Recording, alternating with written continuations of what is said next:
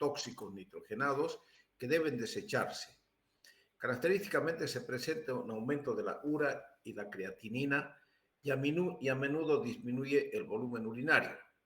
Es un diagnóstico clínico, no es estructural. Puede haber insuficiencia renal sin lesión del parénquima renal. Su gravedad es variable, puede ser asintomática, puede presentar signos agudos y ocasionar la muerte. Se puede adquirir de manera intra o extrahospitalar. Las principales causas de insuficiencia renal son en el ámbito hospitalario, la hipovolemia, efectos adversos de los fármacos y obstrucción de las vías urinarias. La complicación es del 5 al 7% en unidades de atención aguda y el 30% en unidades de terapia intensiva. La complicación médica en enfermedades diarreicas e infecciosas en países desarrollados, o sea, la diarrea, lógicamente, sería una insuficiencia prerrenal, ¿no es cierto? Porque ocurre una deshidratación importante. En Estados Unidos, la incidencia anual es de 500 casos por cada 1000. Es importante causa de muerte en pacientes hospitalizados, en especial en unidades de cuidados intensivos. Aumenta el riesgo de aparición de nefropatías crónicas. La causa más frecuente de insuficiencia renal intrahospitalaria es la septicemia, procedimientos quirúrgicos mayores, enfermedad grave que incluye insuficiencia cardíaca hepática, administración de medios de contraste iodado y administración de fármacos nefrotóxicos. ¿Se acuerdan que hablábamos nosotros al hablar de urografía excretora que una de las contraindicaciones para realizar la urografía excretora era la insuficiencia renal, la alergia al contraste? ¿Por qué? Porque el contraste es un compuesto iodado y es bastante nefrotóxico. Entonces, por eso hay que tener mucho cuidado y se pide previamente, ya saben, ura y creatinina antes de solicitar una urografía. ¿Qué es la urea, qué es la creatinina y qué es la tasa de filtración glomerular? La urea es el desecho del metabolismo proteico eliminado a través de los riñones, que es indicador indirecto de la función renal. La creatinina es un producto de desecho del fosfato de creatina metabólica que viene del metabolismo muscular y se elimina a través de la orina, que es un indicador directo de la función renal. Y la tasa de filtración glomerular es el volumen de fluido filtrado por la unidad de tiempo. Después, los capilares glomerulares renales hacia el interior de la cápsula de Bowman.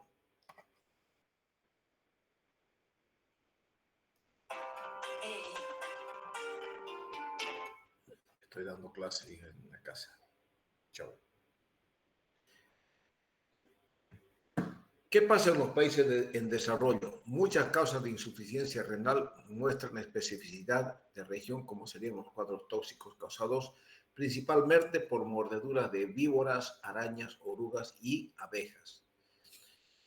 Causas infecciosas como el paludismo y la leptospirosis, y también pueden ser por aplastamiento y rabdomiolisis resultante como consecuencia de terremotos o accidentes automovilísticos. Por definición, la hiperazoemia prerrenal no comprende daño del parénquima renal y se puede revertir con rapidez una vez que se restaure la hemodinámica intraglomerular. O sea, jóvenes, la insuficiencia renal aguda puede revertir sin causar ninguna lesión en el parénquima renal. La insuficiencia renal aguda revierte ya una recuperación del 100%. No ocurre lo mismo cuando hay insuficiencia renal crónica. La tasa de filtración glomerular puede estar normal y esto se debe a mecanismos compensadores del riñón. Mediadores como la angiotensina 2, la vasopresina y la noradrenalina, los cuales ocasionan una vasoconstricción de las arteriolas, resorción de sodio, activación del sistema renina-angiotensina-aldosterona, reflujo miogénico, hay una dilatación arteriolar y se mantiene o se regula la presión arterial y la filtración glomerular. La presión arterial debe ser menos de 80 milímetros de mercurio. La insuficiencia renal aguda causada por fármacos tenemos los AINES que disminuyen o inhiben la producción de prostaglandinas renales de tal manera que limitan la vasodilatación de los vasos. Los IECA y ARA2 limitan la constricción de los vasos renales aferentes, lo cual hacen que son necesarias para el mantenimiento de la tasa de filtración glomerular. En pacientes que toman AINES, ARA2 o IECAS, potencialmente tienen riesgo de hiperuricemia prerrenal. La insuficiencia renal intrínseca, o sea, la complicación de la hiperuricemia prerrenal,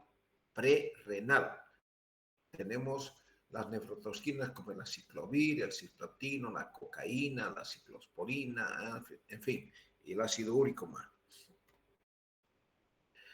La insuficiencia renal por septicemia ocasiona hipotensión en un cuadro séptico porque disminuye la tasa de filtración glomerular. Existen restos celulares en los túbulos renales, algunos factores intervienen en la inflamación y el edema intersticial, y posiblemente la causa de insuficiencia renal por septicemia sean los frecuentes estados de vasodilatación que se encuentran en las arteriolas eferentes. La septicemia ocasiona un daño endotelial, ocasiona una trombosis microvascular en el tejido.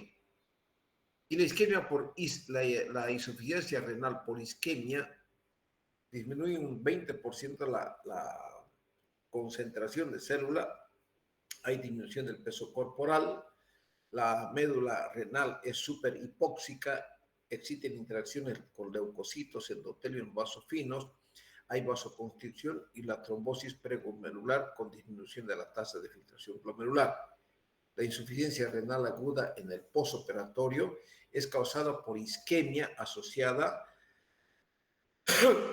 a un cuadro quirúrgico con circulación extracorpórea. O sea, estamos hablando de esas cirugías cardíacas a cielo abierto, ¿no es cierto? Y cirugías vasculares con procedimientos intraperitoneales que son los más comunes. Otras causas de insuficiencia renal tenemos por quemaduras y pancreatitis agudas, por enfermedad de los vasos finos y autoinmunidad, por las nefrotoxinas, como ser los medios yodados y algunos antibióticos, principalmente los quimioterapéuticos o ingestión de productos tóxicos. Y por supuesto las nefrotoxinas. De esto, fíjense, solamente les voy a preguntar cosas grandes como los subtítulos. La lesión renal aguda de tipo posrenal. Fíjense, ya hemos visto la prerrenal, ahora estamos viendo la posrenal. Aparece cuando hay bloqueo agudo parcial de la corriente de orina, o sea, todo lo que ocurre con la orina, ¿no es cierto? La prerrenal es la deshidratación, un sangrado importante, por ejemplo, una diarrea aguda, es prerrenal. La renal es todo lo que ocurre a nivel del glomérulo, y la posrenal es todo lo que ocurre, ya se convierte en una patología netamente urológica. ¿Por qué? Porque cualquier proceso obstructivo desde el cáliz, infundíbulo, pelvis, uréter, vejiga y uretra nos va a ocasionar una insuficiencia renal aguda de tipo posrenal. Hay una lesión funcional o estructural entre la pelvis renal y la uretra y puede ser bilateral o unilateral. Ahí está, fíjense, tenemos cualquier presencia de cálculos, tenemos una obstrucción ureteral a nivel de la vejiga o a nivel de la uretra. ¿Cómo es la valoración diagnóstica? Se deduce de que hay una lesión renal aguda cuando hay incremento de la concentración de creatinina sérica, aumento de 0,3 miligramos por 3 mililitros en 48 horas. Hay disminución del volumen de orina a 0,5 mililitros por kilogramo peso y por hora, por lapsos mayores de 6 horas. Es importante diferenciar entre la lesión renal aguda y las nefropatías crónicas para el diagnóstico y tratamiento apropiado. La diferencia es directa cuando se cuenta con la cifra basal de la concentración de creatinina sérica. En cuanto a la anamnesis, la exploración física,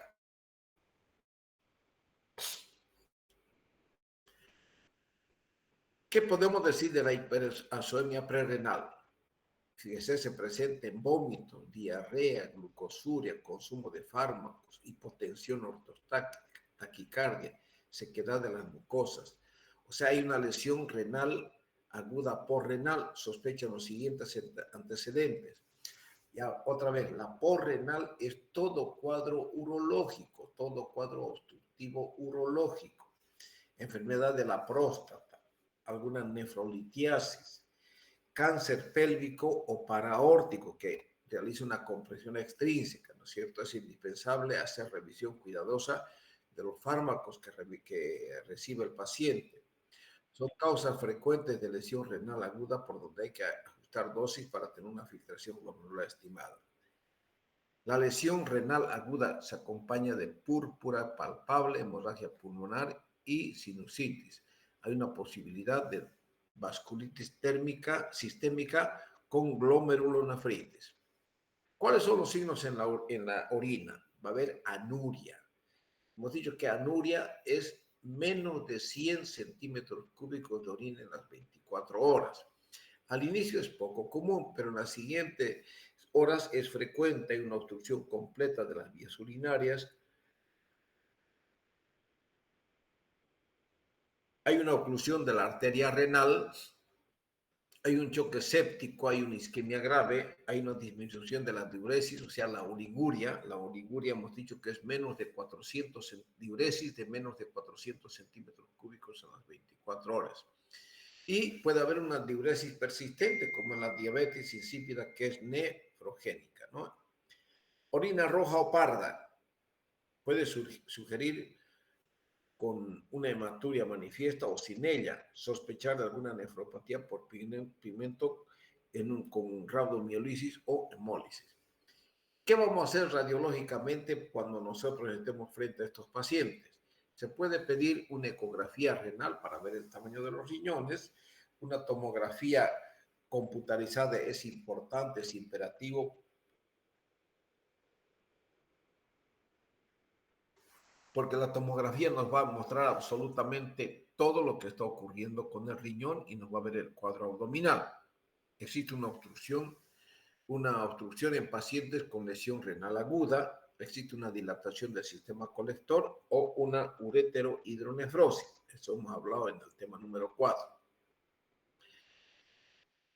Puede aumentar el tamaño del riñón, lo que se llama nefromegalia. ¿Cuándo hay nefromegalia? Cuando hay una nefropatía diabética, nefropatía por HIV, enfermedades infiltrantes como un cáncer, un tumor de riñón y una nefritis intersticial aguda. ¿Qué es la uremia? Es la acumulación de productos nitrogenados de desecho que se manifiesta por una mayor concentración de urea en sangre. La urea provoca poca toxicidad, pero en concentraciones mayores hay cambios del estado mental y complicaciones hemorrágicas. En cuanto a la hiponatremia, es en un exceso de soluciones hipotónicas de cristaloides e isotónicas, glucosados ocasionan hiposmolaridad e hiponatremia. ¿Qué es la la hipervolemia? Es una extensión del volumen extracelular que es una complicación grave. O sea, la hipervolemia es un cuadro grave, jóvenes. Por ejemplo, hay disminución de la secreción de sodio y agua, hay aumento de peso, edema en las zonas de Cribes, hay aumento de la presión venosa yugular y un edema pulmonar que es letal, o sea, un edema agudo de pulmón. ¿Cuándo se va a presentar un cuadro de edema agudo de pulmón que puede ser fatal en una persona, peor si es mayor o algo fumatérico? Cuando aumenta la hipervolemia, ¿cierto? Entonces se puede inducir a exacerbar la lesión pulmonar aguda. en cuanto a la hiperpotasemia, es la complicación más temible de la insuficiencia renal aguda. Todos le tienen miedo a la hiperpotasemia. ¿Por qué? Porque cuando hay hiperpotasemia afecta el corazón, ¿no es cierto? Y eso es grave, principalmente si es un paciente que tiene algún antecedente cardiológico o si tiene alguna patología cardíaca, ¿no es cierto? Eso es gravísimo. El potasio altera el potencial de la membrana de células, tejidos cardíacos y neuromusculares. Ocasiona una debilidad muscular. Y la acidosis metabólica se acompaña de incremento del desequilibrio amniónico, complicando aún más el equilibrio ácido-básico y de potasio. ¿Qué es la hiperfosfatemia e hipocalcemia? En la insuficiencia renal aguda puede causar hiperfosfatemia el depósito metastásico de fosfato de calcio que causa hipocalcemia. ¿Qué ocasiona la hipocalcemia? Parestesias peribucales, calambres musculares, convulsiones, espasmos corporales y en el electrocardiograma prolongación del intervalo QT. Algunas patologías hematológicas como la anemia, hemorragia, efecto de disminución de la eritropoiesis y disminución de las plaquetas los exacerba la septicemia, las hepatopatías y la coagulación intravascular diseminada. Prácticamente es un cuadro gravísimo que puede causar la muerte del paciente. ¿Qué ocasionan en las complicaciones cardíacas? Puede haber arritmias, pericarditis y derrame pericárdico. Y puede ocasionar infecciones. Es un factor desencadenante frecuente de insuficiencia renal aguda y una complicación temible. Prevención y tratamiento de la insuficiencia renal aguda. Optimización de la hemodinámica general y de la renal por fluidoterapia, o sea, sueros y el uso juicioso de vasopresores. 2. Hay que tomar en cuenta la eliminación de los nefrotóxicos. Y 3. Emprender la terapia de depuración extrarrenal, como ejemplo, la reposición, si así conviene. Medida de sostén. ¿Qué es la fluidoterapia? Es necesario restringir las soluciones con sodio e iniciar diuréticos para incrementar el flujo urinario. Los diuréticos pueden ser beneficiosos para que el enfermo no llegue al tratamiento con diálisis. En caso de sobrecarga volumétrica inicial, la furosemida en bolo se utiliza y con un resultado semejante a las tiazidas. La furosemida es el famoso Lasix, que les hace orinar bastante a los pacientes, pero todo Lasix ocasiona pérdida de potasio al momento de eliminar la orina. La dopamina en baja dosis puede incrementar también la natriuresis y ocasionar arritmia o isquemia intersticial que puede ser muy peligrosa. Ahora vamos a enfermedad renal crónica. ¿Qué es la enfermedad renal crónica o la insuficiencia renal crónica? Son enfermedades que se acompañan de anomalías de la función renal y deterioro progresivo de la fase de filtración glomerular. Actualmente se estratifican las etapas de insuficiencia renal crónica por filtración glomerular y grado de albuminuria. Esto no les voy a preguntar. ¿Cómo es la fisiopatología? Tenemos dos conjuntos amplios de mecanismos lesivos. Mecanismos desencadenantes que son específicos de causa principal, como complejos inmunitarios, mediadores de inflamación en algunos tipos de glomerulonefritis y exposición a toxinas en algunas enfermedades tubulointersticiales. Y existen mecanismos progresivos que incluyen hiperfiltración e hipertrofia de nefronas. La disminución que ocasiona una disminución permanente de la masa renal. Fíjense, tenemos aquí un glomérulo normal y un glomérulo con hiperfiltración. Se van a fijar cómo está el endotelio de dañado y aquí en el glomérulo normal el endotelio no está dañado, ¿cierto? La fisiopatología y bioquímica de la uremia. Las concentraciones séricas de urea y creatinina son útiles para evaluar la función excretora del riñón, pero no lo son para su correlación clínica de las manifestaciones del síndrome urémico por insuficiencia renal crónica. Son de utilidad para evaluar la función del riñón. Para las manifestaciones debe tener en cuenta los compuestos tóxicos complementarios que no filtra el riñón y que generalmente son los más relacionados con el cuadro clínico. ¿Cómo es la fisiopatología y bioquímica de la uremia? Además del deterioro de la función excretora, se agregan deterioro de la función renal endocrina que puede llevar a anemia, malnutrición y alteraciones del metabolismo, principalmente de las grasas, carbohidratos y proteínas. Existe una alteración de los niveles plasmáticos de la paratormona, insulina, glucagón, hormonas esteroideas y prolactina debido a la disminución de la excreción de la degradación que llevan a cambios de la regulación. Fisiopatología bioquímica de la uremia, se produce también un proceso inflamatorio sistémico, por lo que se detectan marcadores inflamatorios de fase aguda. Se produce caída de la tasa de filtración glomerular junto con los niveles de albúmina y fetoína. La fisiopatología de la uremia se puede resumir en 3 grandes grupos. Esto tómenlo en cuenta, jóvenes, esta diapositiva, por favor. Manifestaciones derivadas de la acumulación de toxina que generalmente son excretadas, manifestaciones consecuentes con la pérdida de otras funciones renales y la inflamación sistémica progresiva junto a sus secuelas vasculares y nutricionales. ¿Cuáles son los signos y síntomas? Pueden ser asintomática hasta un estado avanzado de la enfermedad, donde la tasa de filtración glomerular disminuye de 5 a 10 mililitros por minuto. Hay fatiga, astenia, dinamia, anorexia, náuseas, vómitos.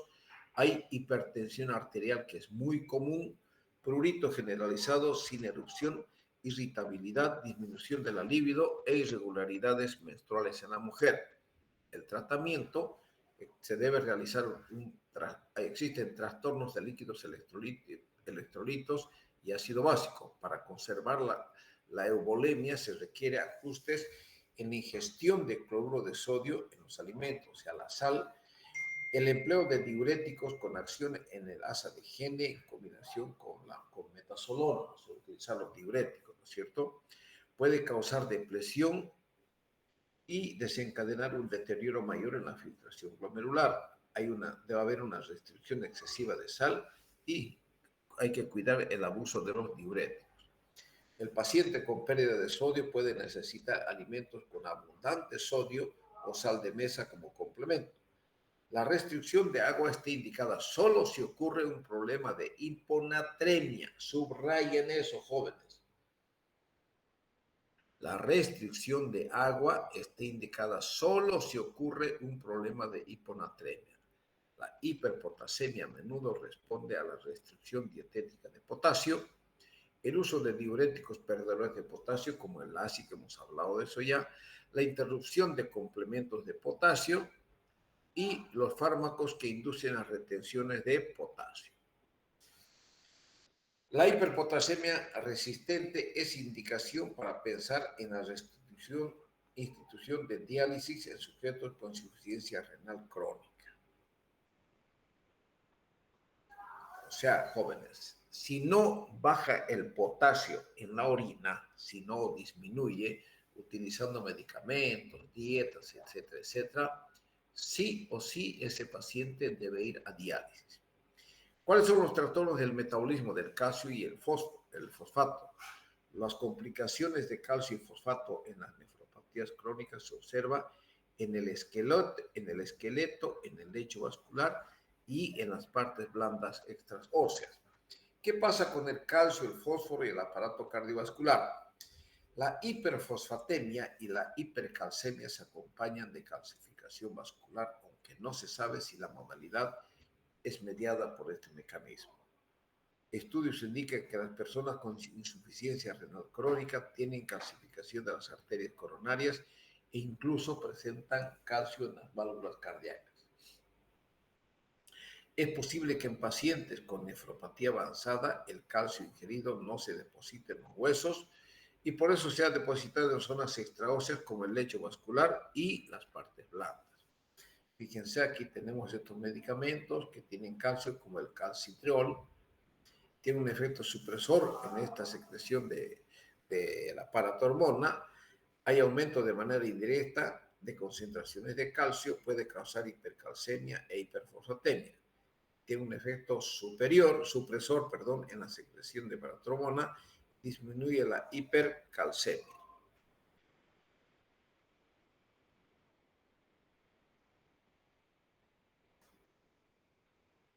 ¿Qué se utiliza para la anemia? La eritropoyetina.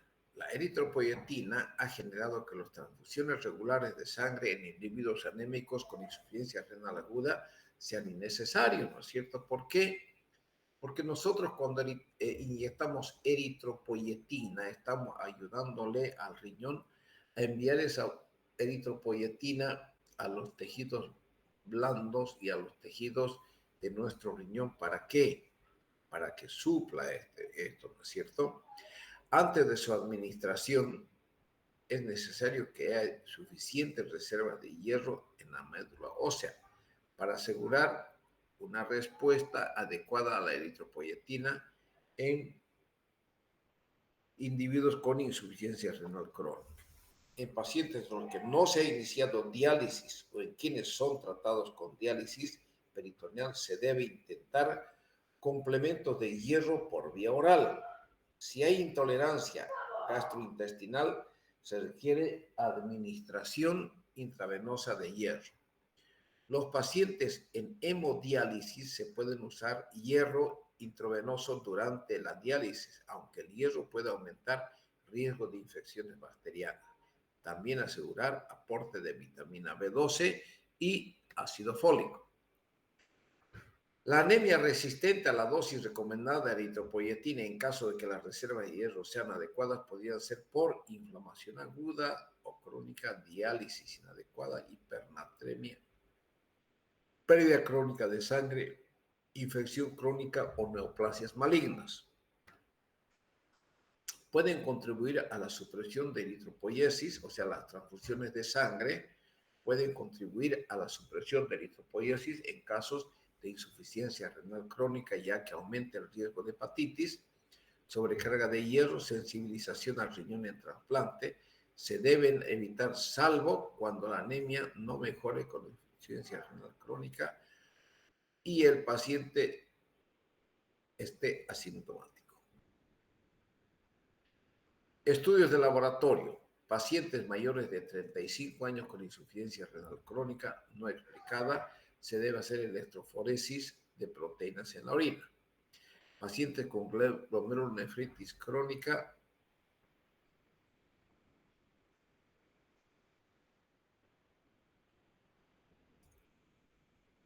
hay que tener cuidado con la hepatitis B y C y el HIV. Cuantificación de la hemoglobina, hierro y el ácido fólico. En cuanto a los estudios imagenológicos, hay que siempre pedir una ecografía para medir los riñones, para ver si hay dilatación, hidronefrosis, etc. E indicar una biopsia renal. Cuando los riñones están pequeños, no se realiza la biopsia. Es un procedimiento difícil, altera la cicatrización, hay un lapso de oportunidad para el tratamiento y la hipertensión no controlada. Diálisis renal y trasplante. El comienzo de la diálisis como método de mantenimiento y el trasplante renal han prolongado la vida de cientos de miles de pacientes con insuficiencia renal crónica en todo el mundo. Indicaciones para realizar el trasplante renal en individuos con insuficiencia renal crónica son pericarditis, encefalopatías, calambres musculares, anorexia y náuseas no atribuibles a causas reversibles.